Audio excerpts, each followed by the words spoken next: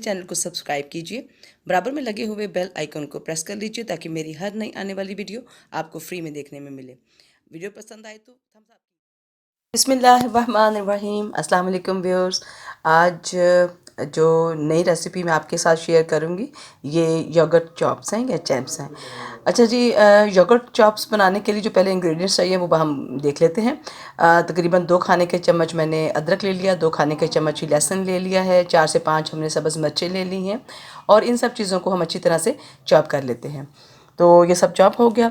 उसके बाद हम एक बॉल के अंदर मैं तकरीबन 1 कप जो है वो योगर्ट ले रही हूँ। ये स्वीट योगर्ट, ये नॉर्मल योगर्ट है, खटाई नहीं है इसके अंदर।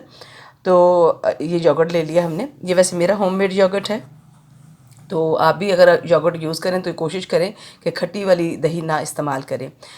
उसके अंदर मैंने सारे जो चॉप्ड हमारे जो ginger garlic and green chilli थी उसको डाल दिया है।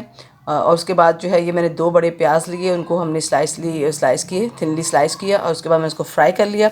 और ये क्रिस्पी फ्राइड है, मतलब ये कि इसमें क्रंच है, ठीक है। तो ये प्याज भी इसमें मैं ऐड कर दूँगी। उसके बाद मैंने 1 चाय का चम्मच सुरख मिर्च पाउडर और इसके अलावा हम इसके अंदर डालेंगे एक या 2 चाय के चम्मच जो है सूखा धनिया पाउडर और 1 चाय का चम्मच जो है इसके अंदर सफ़ेद ज़ीरा जो है वो ऐड होगा। मैं पाउडर नहीं, फ्रेश वाला यूज़ कर रही हूँ, सॉरी साबुत वाला। 1 चाय का चम्मच मैंने इसके अंदर हल्दी इस्तेमाल की है और 1.5 चाय का चम्मच नमक है। नमक जो है वो अपने आप टेस्ट के मुताबिक कम या ज़्यादा भी कर सकते हैं। आधी चाय की चम्मच गरम मसाला पाउडर इस्तेमाल कर रही हूँ इसके अंदर मैं। अच्छा, गरम मसाला मैं इसलिए पिसा हुआ कम इस्तेमाल कर रही हूँ क्योंकि हमने साबुत वाला गरम मसाला भी इस्तेमाल करना है। इन तमाम इंग्रेडिएंट्स को हम अच्छी तरह से मिक्स कर लेंगे। ये देखिए। अच्छा व्यूअर्स, ये जो मसाले मैं बता रही हूँ आपको, ये मैं 1 किलो चॉप्स यानी चाँप के लिए बता रही हूँ। तो 1 किलो चाँप है जो मैंने इस्तेमाल किया है इसके अंदर। तो वो चाँप को भी मैं इस मिक्सचर के साथ मिक्स करूँगी और हम जो है इस मिक्सर को अच्छी तरह से मिक्स करेंगे ताकि जो हमारी चॉप्स हैं वो अच्छी तरह से इस मसाले में डिप हो जाएं या भीग जाएं। उसके बाद मैं 2 खाने के चम्मच इसमें ऑयल इस्तेमाल करूंगी। ऑयल भी इसके अंदर डाल दिया और ये सारा मिक्सचर जो है इनको हम बहुत अच्छे तरीके से मिक्स करेंगे। और मिक्स करने के बाद हम इसको कवर करके 6 से 7 घंटे एटलीस्ट, यानी कम अज़ कम जो है मैं इसको फ्रिज में रख दूँगी। और चूँकि ये गोश्त है तो मीट आपको पता है टेंडर होने के लिए जो है थोड़ा टाइम लेता है। तो वैसे तो दही यूज़ हो रहा है, वो अच्छा टेंडराइज़र का काम करता है। तो हम इसको तकरीबन 7 से 8 घंटे के लिए मैंने इसको डिप कर दिया है। उसके बाद मैंने 2 खाने के चम्मच ऑयल लिए हैं। इसके लिए मैंने एक मोटे पेंदे वाली देगची इस्तेमाल की है। तो जितनी मोटे पेंदे की देगची होगी उसमें गोश्त की कुकिंग जो है वो बड़े धीमे अंदाज में होती है और वो अच्छे तरीके से उसको कुक हो जाता है।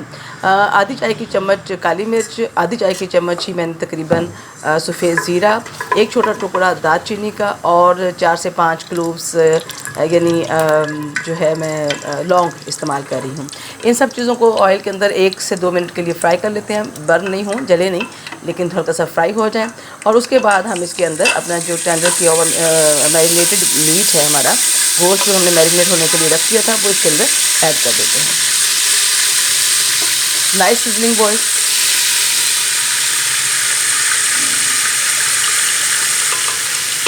इन सब इंग्रेडिएंट्स को अच्छे तरीके से हम मिक्स कर लेंगे और यानी थोड़ी सी कह लें कि जब हम ये मैं मिक्स कर रही हूँ हल्की सी ये भुनाई हो जाएगी। और अच्छी तरह से जब हम ये ऑयल और ये सारे मसाले और ये हमारा मैरिनेटेड मीट ये सब मिक्स हो गया, तो अब यहाँ पर मैं 2 कप पानी, ठीक हो गया जी। वो जो मेरा बॉल था जिसमें मैंने इसको मैरिनेट किया हुआ था, उसी बॉल को मैं हंगाल कर 2 कप पानी इसके अंदर मैं डाल दूँगी। पानी को अच्छी तरह से मिक्स कर देते हैं, कवर कर देते हैं देगची को और हम इसको मीडियम टू लो यानी थोड़ा सा मीडियम के ऊपर कुक करेंगे इसको। और जब ये कुकिंग स्टार्ट हो जाएगी तो हम इसको लो फ्लेम पे ले जाएंगे, लेकिन दम वाला फ्लेम नहीं होगा। और ये कुक हो गया। तकरीबन ये आधा घंटा मैंने इसको कुक किया है। और उसके बाद जो है ये देखिए हमारा मीट आप देख रहे हैं इस फॉर्म में हमारे सामने है। ऑयल ऑलमोस्ट बाहर आ गया है, उसका निकल आया है। और गोश्त को हम यहाँ पर चेक कर लेते हैं। मैंने माचिस की आप तीली ले लीजिए और उसको इसके अंदर, गोश्त के अंदर आप जब डिप करेंगे तो अगर वो अच्छी तरीके से आराम से सॉफ्टली अंदर चली गई तो इसका मतलब ये है कि आपका मीट जो है वो प्रॉपरली टेंडर हो चुका है, नरम हो चुका है। और हमें ये बिल्कुल ढीला नहीं करना, सौगी नहीं करना, लेकिन इतना मीट हो, मतलब टेंडर हो कि खाने में और हाथ से तोड़ें तो बहुत ईजीली टूट जाए। तो जनाब हमारा ये, हम ओवर कुक नहीं करेंगे, ऑयल हमारा ऑलमोस्ट बाहर आ चुका हुआ है। हल्का सा मसाला हम ये थोड़ा सा छोड़ देंगे और हम इसको डिश आउट कर लेते हैं। डिश आउट करने के बाद हम इसको ग्रीन चिली यानी सब्ज़ मिर्च के साथ और फ्रेश धनिया जो है उसके साथ हम इसको गार्निश कर लेते हैं। तो व्यूअर्स ये बहुत ही मज़े का बनने वाला चॉप्स हैं। तो आप चांपों को इस तरीके से भी बना सकते हैं और ये बिल्कुल ही एक हैज़ल फ्री, मतलब कोई आपको इसमें टेंशन नहीं है।